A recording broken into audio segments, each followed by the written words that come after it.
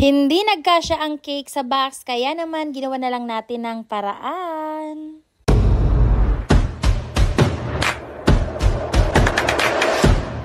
Hello mga sukeks! Ayan, finally, nakapag-voice over ulit tayo. So for today's video, meron tayo ditong pa-order na bento combo na merong 8 pieces na cupcakes and syempre merong bento cake. Baka magtaka kayo mga sukeks kung bakit ganyan yung cupcakes ko kasi po hindi na ako nag-bake ng cupcakes talaga. So ang ginawa ko, yung isang round cake ko na size 7 inch, yun na lang po yung pinaghati-hati ko or pinag-portion ko para magsakto dyan sa ating 8 pieces na cupcakes. As you can see, 70 grams yung each cupcakes na nilalagay ko sa isang cupcake liner.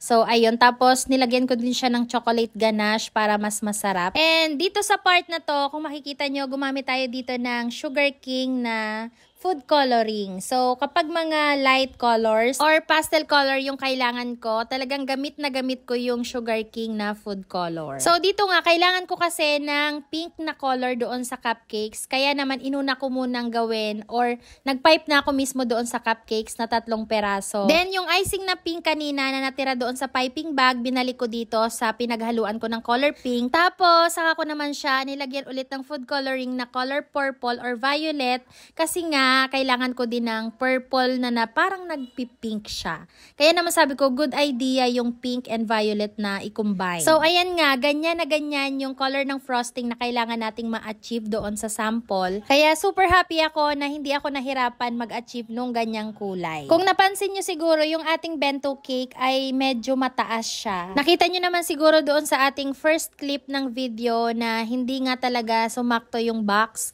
Or hindi ko nasarado yung box kasi kung isasarado ko yun, matatamaan yung design ng bento cake mismo sa loob. So, sabi ko, iaangat ko na lang siya and gagawan ko na lang ng paraan. Usually kasi mga sukeks, ang size lang talaga ng aking bento cake ay 2 inch to 2.5 inch tall. Alam nyo naman yan kasi every time na meron akong vlog and bento cake ay sinasabi ko naman yung size ng aking bento cake. Pero kasi this time, hindi ko talaga tinanggal yung umbok or yung dome ng ating bento cake kanina, kung nakita nyo. Alam kong mataas na siya, kaso lang, ayun, hindi ko alam kung ba't tinuloy ko pa. And ayan, yung natapos ko na yung cake, doon ako nagsisi, sabi ko, dapat pala tinanggal ko yung dome ng cake. Anyway, kung ako ang customer sa part niya, ay syempre, mas matutuwa ako kasi medyo tumaas yung cake ko compared doon sa usual size talaga ng cake. Dito naman, mga sukeks, kailangan natin ng 3 colors. Yung mga hinalo nating colors kanina, pinagsama-sama ko lang kasi gagawa tayo nung parang rainbow effect doon sa ating cupcakes. Yun nga lang mga sukeks, nung time na dapat nagpo-frosting na ako sa cupcakes ay hindi ko pala nabindot yung video sa cellphone kaya hindi natin na-film. O, diba? Kagaling!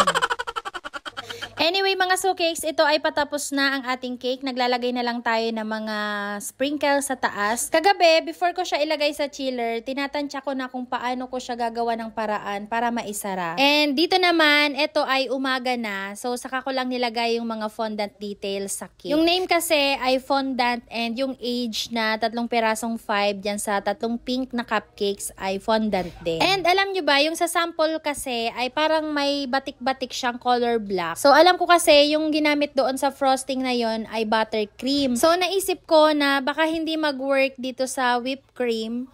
Kasi nga, diba, tayo ay whipped cream user. Pero ayan, work naman siya. Una kong naisip, ang gagawin ko sana ay ipipaint ko siya ng Chef Master na color black tapos idadilute ko muna sa gin. Kaya lang, iniisip ko na naman na baka mag-bleed siya. So, ang ending, gumamit na lang ako ng edible pen na black. At eto na nga po ang final look ng ating bento combo. So, ayun lang mga sukeks for today. Thank you so much for watching. Bye!